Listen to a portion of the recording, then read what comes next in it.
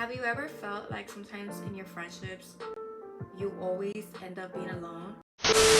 If you end up noticing that you'd rather be alone than just like having friendships, that's completely fine because that's your choice. And you start noticing how there's some things that you don't really like in people, and you might even have them, so you try to change them. So you kind of attract the things. I have my own friend group, and you know, I have other like Stingler friends that I have kept throughout the years or made recently, that they have these things that I like, and I kind of stay away from the people that don't really have things that I don't like. So in a sense, these are kind of like my opinions when it comes to friendships. Friendships, they're an exchange because you're getting like a sort of like feeling from them. For example, you can't really be friends with buddy number one if buddy number one makes you feel sad or like not wanted. So in a sense, if they make you feel happy, you enjoy their company, then in my opinion, that's a whole great friendship, because friendships should stand on emotional connection. That's why some friendships, they go from friendships to relationships, which is completely fine and amazing actually, because you want to be friends with somebody that you feel emotionally connected. So these are like low-key my rules and opinions when it comes to friendships, because I've gone through them and at the same time I've seen it happening, and you know, I hope you guys enjoy. Also, before you try to pick and choose about like the friendships that the people that you attract, because it's an honest truth, you attract what you are. So you feel like you're always attracting these shitty people, these people that are not really good for your life. It might come from the inside, so that's where you have to change and evaluate yourself and become better. So if you feel like you have some of these traits or like things, or like, just take this with a grain of salt, a little bit of time, a thought. Yeah. So in my opinion, trios never work. This is from my friend. She gave me this little, because I have a whole list, but like some of them are for my friends, and like, you know, it's like we're like throwing shots. Trio friendships never work. Let me tell you why. In a trio, there's always two people that are even closer. There's always that one person that feels left out, and feeling left out is not a good feeling. Like, I mean, literally, you ever seen those big groups that they all stop being friends with? There's only two people that still, like, there's might be that one person that you're friends with. Yeah. Duos last. Trios don't. Being friends with guys is actually pretty hard, and I mean, I'm telling you from a point of view where I used to be ugly to bad as bitch. I feel like I'm better looking now than how I used to be, so if my confidence is higher, so you know, you attract more people towards you. So every time, right, I felt like whenever I was uglier, I actually attracted better friendships with dudes, because it was easier to make friendships with guys during that time because they didn't want the cat, since I was too ugly to give the cat, so my cat was not. Also, backtrack, if you're ever like a pygmy girl, just remember guys were literally like smashed corpse, so do not lose your self-respect for guys' attention. Love you, bye. This is from my friend, okay? So this whole thing, this little like point is coming from my friend. I agree in a certain, it depends on the situation. Just because you're beefing with somebody does not mean that I'm going to be beefing with them. Imagine a situation happens. Friend number one and friend number two. Friend number two took friend number one's man. So friend number one is man. She's telling me like, girl, come here.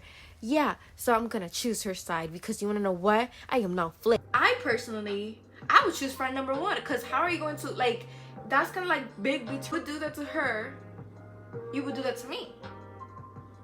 So, but if it's just like a whole like disagreement, it's not really serious, so you guys just stop being friends mutually, that's completely different. I'm not going to choose sides, because it ain't my business. Number 4, I honestly agree this with a lot, because at times I feel like I'm a very low maintenance friend. I used to love socialness. Like, I crave that social attention from other people, which is not fine. It's better to want to be alone than want to be in a group. Because once you kind of like start noticing like, hey, I love being by myself, that's gonna be the best thing ever. Like, I'm telling you, you start knowing more about yourself. Like, oh my god, I love this. I never knew that I knew this about myself. Like, oh my god, I'm like really starting to get to know, because you're not around a bunch of like, you're very impressionable when you're younger, so you used to want to like be in groups because you wanted to like get to know yourself, but now that you're getting to know other people's interests, not really yourself. It's better to be alone and wanting to be alone than not wanting to be alone, because then you start depending on it. Number 5, which is goes like, you don't need to speak every day to be friends with someone. Some people, they have been honestly like, I know how there's like this whole thing about like, oh, you wouldn't want a low-term partner, but in a sense, like, you know, in a low-term, like low maintenance partner, like they barely text you and stuff like that. But that's not what I mean here. Low maintenance friend and stuff like that, I mean in a sense that it's like, we don't have to speak every day, because if I spoke every day to my partner, I would honestly start hating them, because it's like, why are we in so much contact? Like, have your own life, have your own friends, hang out with them, and like, yeah, sometimes we like, you know, like we can FaceTime like 3 times a week and like text maybe every other day, because like at the same time we have our own lives, you know what I mean? Like, I would personally get so tired. So in a sense, that goes the same with friends. I text my best friend every other day. We tell each other about our days, like, okay, like what happened yesterday, like tell me. and sometimes she wants to be alone, and sometimes I want to be alone, which is completely fine, and we understand each other, because, but that's the thing, a lot of these friendships, they don't have that understanding. So whenever people stop being friends because they think, oh my god, they are so low maintenance, they rarely speak to you, it's because people don't have that communication base. So you basically, You guys don't understand each other, so why are you friends? if you have a boyfriend and he knows How I pissed my pants in the schoolyard in middle school. why are you your boyfriend my business, that business should not. There's friends that actually would want you, well, friends, you could look amazing in a picture and then they're like gonna point out something, but you know they're not doing it to help you, they're doing it to like put you down and be like, Why do your eyes look uneven? I hate those type of friends, because they're not friends, they're just haters. There can be jokes, right? There can be jokes, but once you start actually noticing that something, I don't like it, don't even say it, because now you might be the prettiest person, But your attitude's gonna make you the ugliest bitch. because as a friend, why are you putting me down? My friend and my boyfriend cannot be besties. This is very self-explanatory. If you have a brain, you don't need an explanation. Goodbye. Someone who doesn't love themselves cannot Be my friend. Dude, don't get me canceled, cause they don't love themselves. They always like do some deprecating jokes. Like literally most of the jokes are like, my friend is so fat. oh my god, I'm literally so ugly. Or they literally get walked over. These type of people are people pleasers, which means they don't know how to say no. These people are always trying to like please others and never please themselves, that they always hold these anger, that they always come out as a ticking bomb, and at the same time they don't even really want to do these things for others. They're only doing it because they feel forced. Being around somebody that doesn't really care about their future, like the type of people that tell, like they flex like they got an F. Cause I used to be around, like, bro, I'm not kidding, the biggest ick is those people that are like, oh my god, I'm literally failing. So in other words, if you're doing bad, go fix that and stop flexing about being an idiot.